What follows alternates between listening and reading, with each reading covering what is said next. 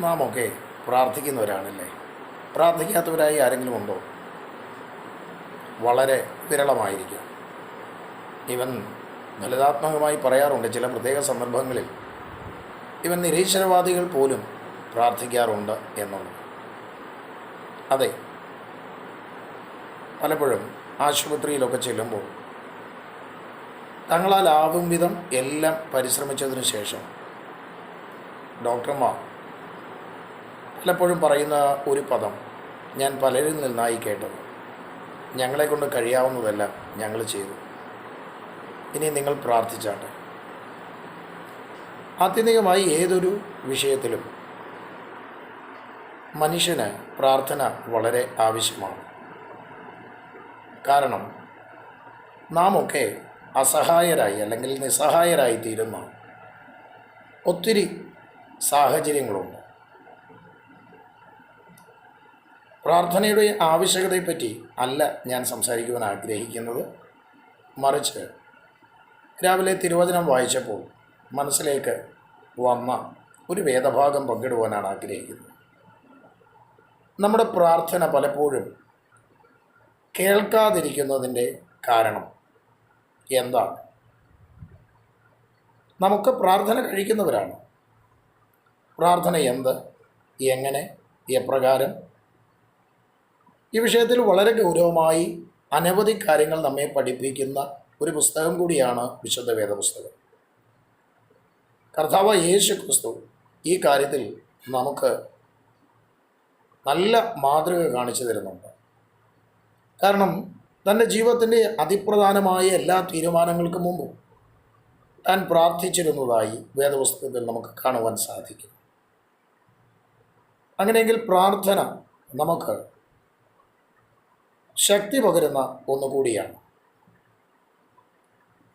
എങ്ങനെ പ്രാർത്ഥിക്കണം, എങ്ങനെ പ്രാർത്ഥിക്കരുത് എന്ന് കർത്താവ് യേശു ക്രിസ്തു തന്നെ നമ്മെ പഠിപ്പിക്കുന്നുമുണ്ട്.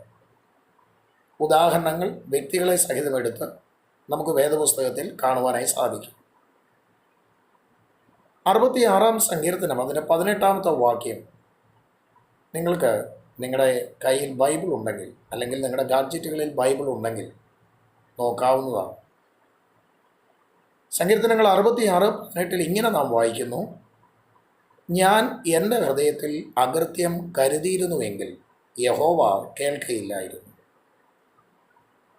ആ പദം ഒന്നുകൂടെ ഒന്ന് ശ്രദ്ധിക്കണമേ.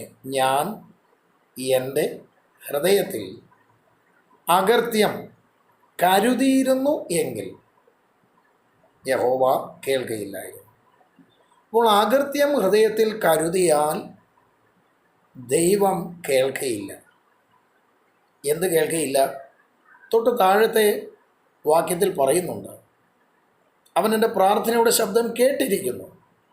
അങ്ങനെയെങ്കിൽ ഹൃദയത്തിൽ അകൃത്യം കരുതിയിരുന്നു എങ്കിൽ എൻ്റെ പ്രാർത്ഥനയുടെ ശബ്ദം ദൈവം കേൾക്കയില്ലായിരുന്നു. പ്രിയപ്പെട്ടവരെ, ആ പദങ്ങളെ ഒന്നുകൂടെ നിങ്ങളുടെ മുമ്പിലേക്ക് ഞാൻ വയ്ക്കുവാൻ ആഗ്രഹിക്കുന്നു. അകൃത്യം കരുതിയിരുന്നുവെങ്കിൽ ഇംഗ്ലീഷിൽ കാണുന്നത് ചെറിഷ് എന്ന പദമാണ്. അതായത് ഞാൻ ഈ അകൃത്യത്തെ താലോലിച്ചിരുന്നുവെങ്കിൽ, അതിന് സ്ഥലം കൊടുത്തിരുന്നു, സ്പേസ് കൊടുത്തിരുന്നുവെങ്കിൽ, അതിനെ ഞാൻ വളരുവാൻ അനുവദിച്ചിരുന്നുവെങ്കിൽ, അതിന് എൻ്റെ ഹൃദയത്തിൽ സ്ഥാനം കൊടുത്തിരുന്നുവെങ്കിൽ എൻ്റെ ദൈവം എൻ്റെ പ്രാർത്ഥന കേൾക്കയില്ലായിരുന്നു. അങ്ങനെയെങ്കിൽ പ്രാർത്ഥിക്കുന്നതിന് മുമ്പായി നാം ചെയ്യേണ്ട അനിവാര്യമായ ഒരു കാര്യം, ദൈവസന്നിധിയിൽ ഏതെങ്കിലും നിലകളിൽ അകൃത്യം നമ്മുടെ ഹൃദയത്തിൽ ഉണ്ട് എങ്കിൽ ദൈവവചനത്തെ ലംഘിച്ചതിലൂടെ, ദൈവവചനത്തിൻ്റെ കൽപ്പനയെ അനുസരിക്കാതിരുന്നതിലൂടെ നാം ഏതെങ്കിലും നിലകളിൽ അകൃത്യം ചെയ്തു എങ്കിൽ അവയെ ദൈവസന്നിധിയിൽ ഏറ്റുപറഞ്ഞ് ക്ഷമയാചിച്ച് പൂർണ്ണമായി അവയെ എടുത്തു കളയേണ്ടത് ആവശ്യമാണ്. ആ അകൃത്യത്തെ, ആ പാപത്തെ വെച്ചുകൊണ്ടിരിക്കരുത്, വളരുവാൻ അനുവദിക്കരുത്, അതിന് സ്ഥലം കൊടുക്കരുത്. അപ്പോൾ തന്നെ അതിനെ ദൈവമുമ്പാകെ ഏറ്റുപറഞ്ഞ് പൂർണ്ണമായി ദൈവത്തോട് മനുഷ്യരോട് രമ്യതപ്പെടേണ്ടത് ആവശ്യമാണ്. അല്ല എങ്കിൽ നിങ്ങൾക്ക് പ്രാർത്ഥിക്കാം കേട്ടോ. നല്ല ശബ്ദത്തിൽ സ്ഫുടതയോടെ അനർഗളമായി ഒരുപക്ഷെ നിങ്ങൾക്ക് പ്രാർത്ഥിക്കാനായി സാധിക്കും. You may get satisfaction. നിങ്ങളുടെ ജീവിതത്തിൽ നിങ്ങൾക്ക് അതുകൊണ്ടൊരു സംതൃപ്തിയും ലഭിച്ചെന്ന് വരാം. ഒരുപക്ഷെ മറ്റുള്ളവരൊക്കെ നിങ്ങളെ നോക്കിയിട്ട് സൂപ്പർ, ആ സഹോദരൻ്റെ സഹോദരിയുടെ പ്രാർത്ഥന ഒന്ന് കേൾക്കണം എന്നൊക്കെ പറഞ്ഞില്ലപ്പം അഭിനന്ദിച്ചെന്ന് വന്നേക്കാം. ഈവൻ നിങ്ങൾക്കും ഞാൻ പ്രാർത്ഥിച്ചു എന്നുള്ളൊരു സാറ്റിസ്ഫാക്ഷൻ ഉണ്ടായേക്കാം. പക്ഷേ അതിനപ്പുറത്തേക്ക് ആ പ്രാർത്ഥന പോകില്ല, എത്തേണ്ടവൻ്റെ അടുക്കിലേക്ക് എത്തുകയില്ല, കേൾക്കേണ്ടവൻ കേൾക്കുകയില്ല. എന്ത് കരുതിയാൽ? അകൃത്യം ഹൃദയത്തിൽ കരുതിയാൽ. അങ്ങനെയെങ്കിൽ നമുക്ക് നമ്മുടെ പ്രാർത്ഥനകളെ ഒന്ന് പരിശോധിക്കാം. അനവധി പ്രാർത്ഥനകൾ ദിനംപ്രതി നാം കഴിക്കാറുണ്ട്. പക്ഷേ ഹൃദയത്തിൽ അകൃത്യം കരുതിക്കൊണ്ടാണ് നാം പ്രാർത്ഥിക്കുന്നതെങ്കിൽ നമ്മുടെ പ്രാർത്ഥനകൾ ദൈവം കേൾക്കുകയില്ല. അപ്പോൾ കേൾക്കാതെ വെറുതെ ഒരു സംതൃപ്തിക്ക് വേണ്ടി പ്രാർത്ഥിച്ചാൽ മതിയോ? പോരാ. സംതൃപ്തിയേക്കാൾ അപ്പുറം ആ പ്രാർത്ഥനയുടെ മറുപടിയാണല്ലോ നാം ആഗ്രഹിക്കുന്നത്. അങ്ങനെയെങ്കിൽ ദൈവം നമ്മുടെ അധരത്തെ അല്ല നോക്കുന്നത്, ദൈവം നാം ഉച്ചരിക്കുന്ന ശബ്ദങ്ങളെ അല്ല കേൾക്കുന്നത്, വാക്കുകളെ അല്ല ആദ്യം നോക്കുന്നത്. അത് ഉച്ചരിക്കുന്നത് ഏതൊരു വ്യക്തിയാണോ അവൻ്റെ ഹൃദയത്തെ കാണുന്നൊരു ദൈവമാണ്. അതുകൊണ്ട് വേദപുസ്തകത്തിൽ തെളിവുകൾ അനവധി ഉണ്ട് കേട്ടോ, ഞാനതിലേക്ക് കടക്കുന്നില്ല.